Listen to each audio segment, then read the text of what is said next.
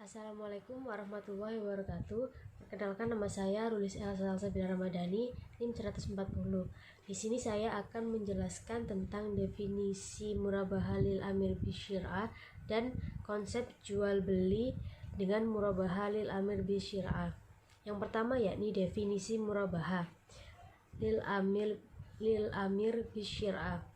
Dalam praktek di lembaga keuangan syariah kontemporer, termasuk perbankan syariah, bentuk murabahah dalam fikih klasik tersebut mengalami beberapa modifikasi. Murabahah yang dipraktikkan pada LKS dikenal dengan murabahah lil amir bisyir'ah. Murabahah ini merupakan istilah yang relatif baru dan diperkenalkan pertama kali oleh Sami Hamoud. Menurut beliau, murabahah lil amir bisyir'ah adalah transaksi jual beli di mana seorang nasabah datang kepada pihak bank untuk membelikan sebuah komoditas dengan kriteria tertentu, dan ia berjanji akan membeli komoditas tersebut secara murabahah, yakni sesuai dengan harga pokok pembelian ditambah dengan tingkat keuntungan yang disepakati oleh kedua pihak, dan nasabah akan melakukan pembayaran secara instalmen atau cicilan berkala sesuai dengan kemampuan finansial yang dimiliki. Menurut Ahmad Mulhim, murabahah lil amir bisyir'ah adalah permintaan pembelian sebuah komoditas dengan kriteria tertentu yang diajukan oleh pihak nasabah yang selanjutnya disetujui oleh pihak bank. Kemudian pihak bank berjanji akan membelikan komoditas sebagaimana yang dimaksud, dan pihak nasabah berjanji akan membeli komoditas tersebut sesuai dengan harga pokok pembelian ditambah dengan tingkat keuntungan atau margin yang disepakati kedua belah pihak. Lebih lanjut, Imam Syafi'i berpendapat jika seorang menunjukkan suatu barang kepada orang lain dan berkata, "Belikan barang seperti ini untukku dan aku akan memberimu keuntungan sekian." Kemudian orang itu pun membelinya, maka jual beli ini adalah sah. Berdasarkan pengertian di atas, maka dapat dipahami bahwa dalam jual beli murabahah lil amir bisyir'ah terdapat tiga pihak yang terkait. Yang pertama yakni nasabah, yang kedua pihak bank, dan yang ketiga penjual komoditas atau supplier. Yang kedua yakni konsep jual beli dengan murabahah lil amir bisyir'ah. Dalam akad murabahah lil amir bisyir'ah, nasabah mengajukan permohonan pembiayaan barang atau komoditi kepada pihak bank dengan spesifikasi tertentu. Kemudian keduanya membuat kesepakatan bahwa pihak bank berjanji akan menjual komoditi yang telah dimiliki dan nasabah berjanji akan membeli komoditi dengan adanya tambahan profit atau margin. Baik, saya akan menjelaskan materi yang kedua, yaitu tentang konsep jual beli murabahah lil amir bisyir'ah, di mana dalam akad murabahah di sini pertama-tama yaitu nasabah itu mengajukan sebuah permohonan, di mana permohonan itu tentang pembiayaan atau suatu barang ataupun komoditi, di mana pihak pemohon tersebut menyebutkan spesifikasi dari bahan atau komoditi tersebut. Kemudian kedua belah pihak antara bank dengan nasabah di sini membuat kesepakatan bahwa pihak bank berjanji akan menjual komoditi tersebut. Kemudian pihak dari nasabah di sini juga berjanji untuk membeli komoditi dengan istilahnya dengan profit atau margin atas harga pokok pembelian dan juga dari pihak bank tersebut. Jadi dalam hal ini, ketika sudah ada perjanjian, namun di sini belum terjadi akad, di mana tahapan tadi itu hanya sebatas kontrak. Jadi setelah pihak bank di sini mengajukan suatu komoditi tadi yang dijanjikan kepada nasabah di situ. Jadi pihak bank di sini mencarikan komoditi tersebut. Kemudian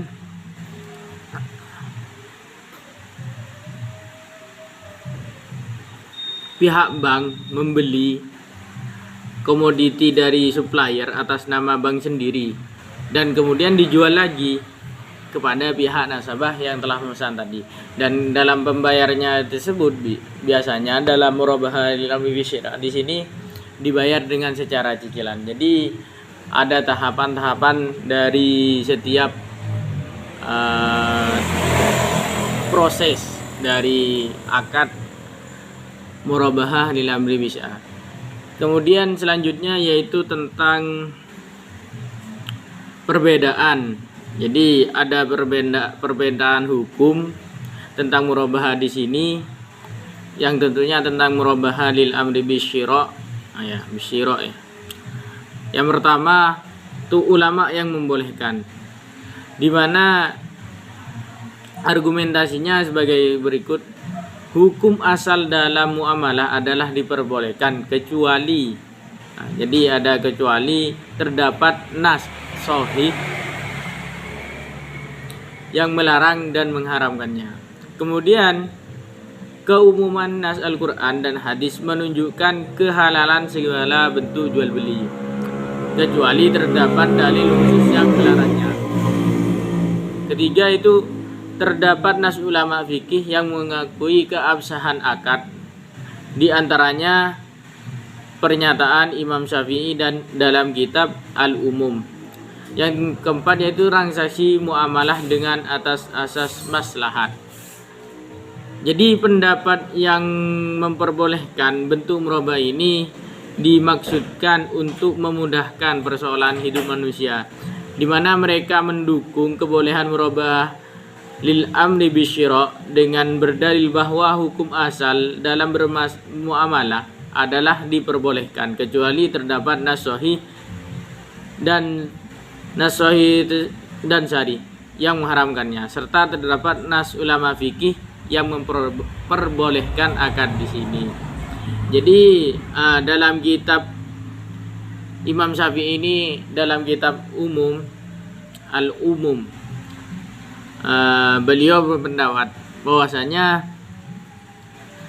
artinya begini: dan ketika seseorang memperlihatkan sesuatu barang tertentu kepada orang lain dan berkata, berikanlah aku barang ini sedangkan engkau akan beri margin sekian, kemudian orang tersebut mau memberikan barang yang menjadi keinginannya, maka jual beli tersebut diperbolehkan.